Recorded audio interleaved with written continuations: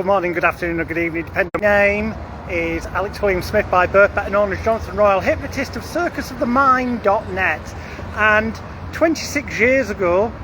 on the 1st of March 1999, I was wrongfully convicted and imprisoned on 2 charges of delivery of counterfeit coins to another person. They said without lawful excuse, but as I state at circusofthemind.net, I did have a lawful excuse, namely that the events that took place in April 1998, where I attempted to expose Rupert Murdoch's now disgraced Fake Sheik, Mazher Mahmood, slightly backfired because I didn't know that they were hacking my phone, tapping my landline, using private investigators and surveillance, and that they were actually aware that I was attempting to expose their dishonesty. Just their dishonesty, the fact they fabricated stories and manipulated evidence. At the time, I didn't know about phone hacking, unlawful information gathering, and all the other unlawful and illegal things that they were doing, of which I've now got evidence in the past 1 to 2 years. So, above this video or below it, you will see a link to a petition. This is to petition the judiciary, the Crown Prosecution Service, the police, the governments, and all relevant authorities to do a proper investigation. We're in Manchester, trams passing by, let that go past. To do a proper investigation and to finally disclose what they've known for years, because you'll see in the details above or below this video, evidence has now been uncovered that the police and Crown Prosecution Service knew as far back at least as 1994 that the Fake Sheik Mazher Mahmood could not and should not be relied upon as a witness of truth after a 1994 court case collapsed when his lies were uncovered. And yet they continued to prosecute people as a result of his fabricated stories for years to come, until the collapse of the Disgraced Murdoch trial in 2014. All the information's at circusofthemind.net, and that happened with me and many other people. I got 2 wrongful convictions that frankly are unsafe and should be overturned, and will hopefully in due course that will occur, because I'm going back to the Criminal Cases Review Commission in the very near future. Also, there's people like heavyweight boxer Herbie Hides, who was wrongfully convicted of apparently supplying drugs. Former Grange Hill and London's Burning Star John Alford. The Earl of Ardwick, Joseph York, and his assistant Stephen Twaits, and a whole bunch of other people who were framed. And in many cases, the judges actually made comment about the unethical what they were seen as unethical techniques at the time, because they weren't aware at the time that Mahmood also was using unlawful information gathering, illegal private investigators, surveillance, fabricating evidence, editing, splicing stuff, you name it. It's all explained at circusofthemind.net. So please do me a favour. If you're in England, Scotland, or Northern Ireland, please sign the petition located at the links above or below this video. If you're not in England, you're somewhere else in the world, please do me the favour of sharing this video far and wide and helping it to go viral, so that more people who are in England, Scotland or Northern Ireland end up seeing this, and then hopefully going and signing the petition at the link above or below this video, because it would appear from the evidence you'll see there and at circusofthemind.net that the police and Crown Prosecution Service have been covering up what they knew about the Fake Sheik Mazher Mahmood's dishonesty and unreliability as a witness on any level since at least 1994. There were collapsed trials in 94, another one in 98, another in 2001, one in 99 where it was shown that Mahmood it collapsed because it was shown that Mahmood lightly spliced and messed with evidence. And in fact, the police and Crown Prosecution Service communicated with each other after the collapsed 1994 case, details of which are at circusofthemind.net, and they said Mazher Mahmood, the Fake Sheik, could not and should not ever be relied upon as a witness of truth in any further court proceedings. And yet they continue to wrongfully charge people and wrongfully prosecute people based on his perjurious lies, his fabricated evidence, his dishonesty, and, as we now have discovered, illegal actions until 2014, when the Disgraced Murdoch drugs trial collapsed and it was shown that Mahmood and his driver had lied and messed with evidence.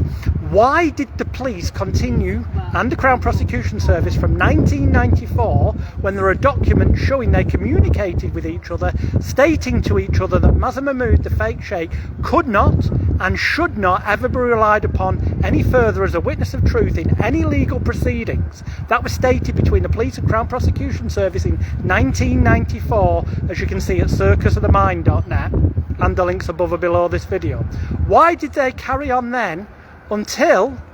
2014, the collapse of the Tilisa Kontos Davlos trial, where Mahmood was exposed on the stand and eventually got convicted for conspiracy to pervert the course of justice? Why did they carry on wrongfully charging people and wrongfully convicting innocent victims like myself, Herbie Hydes, the boxer, John Alford, the former London's Burning and Grange Hill actor, the Earl of Hardwick and his assistant Stephen Thwaites? There's another tram going by because we're at, as you can see, Manchester Crown Court. Just let that go past.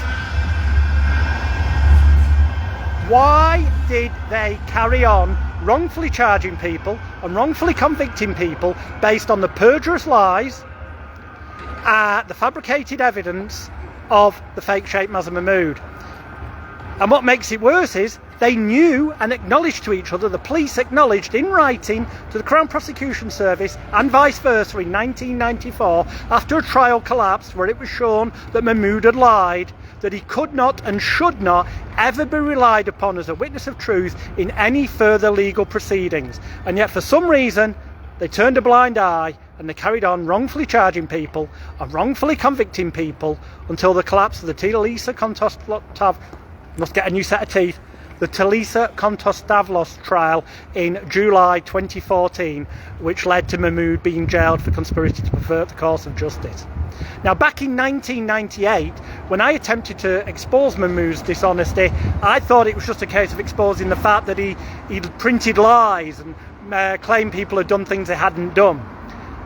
That led to me, sadly, because of things that I've only just discovered, for some reason I couldn't explain at the time, it led to me in 1999, March 99, being convicted, wrongfully convicted I now know,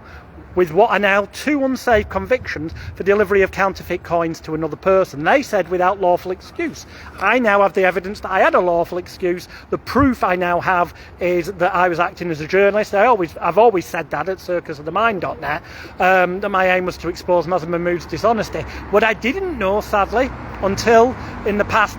12 months to 2 years, over the past 2 years, when I filed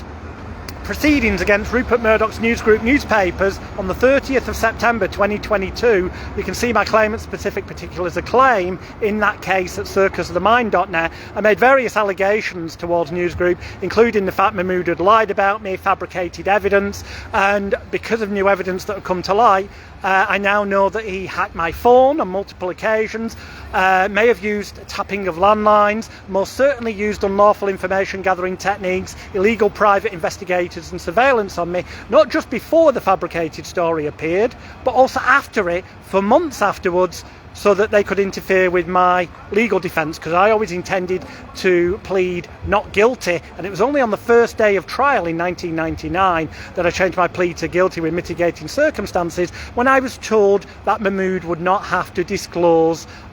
his sources. So I wasn't able to prove that my former publicist had been involved in the stitching up of me and the entrapping and the framing and such like at the time. I can now, though, because of stuff that's come out in disclosure in the case, that in December 2024, newsgroup newspapers made me a substantial settlement offer, Part 36 offer, to effectively silence me and weaponise the law to keep me out of the civil courts, because they didn't want a judicial ruling on all the evidence I've got against them. And then last week on the 31st of March, as you can see on my Celebrity Hypnotist YouTube channel, I received a private letter of apology from newsgroup newspapers for their actions by their journalists towards me in that 1998 story. So now I'm calling, please, for people in England, Scotland, and Northern Ireland to sign the petition at the link above or below this video, to call on the police and CPS to finally disclose to victims like me, Herbie Hydes the boxer, Stephen Thwaites, the Earl of Hardwick, and various other people who ended up with unsafe, what are now arguably unsafe criminal convictions based on Mahmood's perjurious lies, fabricated evidence and illegal and dishonest actions. All the proof of which is at circusofthemind.net, which is located also on the petition at the link above or below this video. 26 years ago, I was wrongfully convicted for 2 charges of delivery of counterfeit coins to another. Coins that were never actually proven to be counterfeit. In fact, the Royal Mint confirms they kept records from that time period and that they've checked and there was nothing in their files connected to my name, my stage names, Mazher Mahmood, the News of the World, or anything to do with Rupert Murdoch, the police, or the CPS for the time period involved. In other words, the evidence at circusofthemind.net seems to indicate that the alleged counterfeit coins were never ever checked. Coins that I got from a place that was told to me by one of Mahmood's associates, namely my former publicist, using money they supplied up front.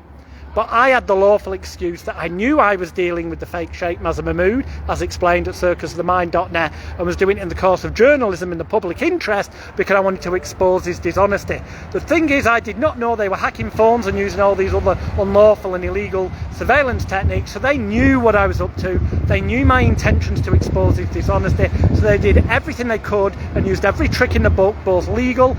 and illegal,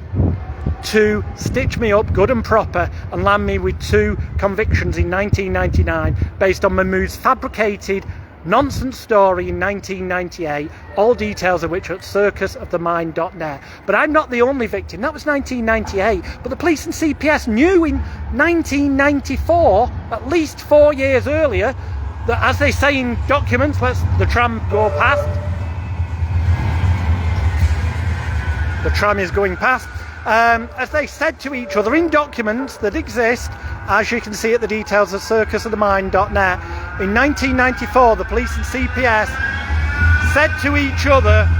in writing that Mazher Mahmood could not and should not ever be relied upon ever again as a witness of truth in any court or legal proceedings based on the fact that he'd been caught out lying in a case that then collapsed in 1994. So the big question is, why did the police and CPS carry on wrongfully charging people and wrongfully convicting people based on the perjurious lies on what they knew to be often fabricated nonsense evidence of the fake Sheikh Mazher Mahmood? And that is why I've also published an open letter to the police, the Attorney General, the Crown Prosecution Service and various other relevant authorities and the judicial system, which the link to that open letter is also at the link for the petition above or below. And they're supposed to all answer me by the end of this month, April 2025. But I've got a funny feeling, like they have done in the past, they're going to come up with some nonsense excuse why it's not in the public interest to explain why they did not disclose things to victims like myself, despite the fact they had a legal obligation as the Crown Prosecution Service and the police in 1998 most definitely had legal obligations of disclosure to disclose anything to people that may undermine the evidence against them. And what could undermine the evidence against them more than the police and Crown Prosecution Service saying to each other in 1994 in writing that Mazher Mahmood, the fake Sheikh, could not and should not ever be relied upon as a witness of truth in any court proceedings ever again. It sounds stranger than fiction, but it's true, and you can find out more at the links above or below this video. Please do me a favour, wherever you are in the world, share this video far and wide to help spread the truth and to help it go viral. If you're in England, Scotland, Wales or Northern Ireland, then please sign the petition and then share it on your social medias, because this is a massive cover-up by the police and Crown Prosecution Service. It stinks of corruption to its core, and it also involves, Rupert Murdoch, News Group newspapers and the now disgraced News of the World. Thank you. Please share this far and wide.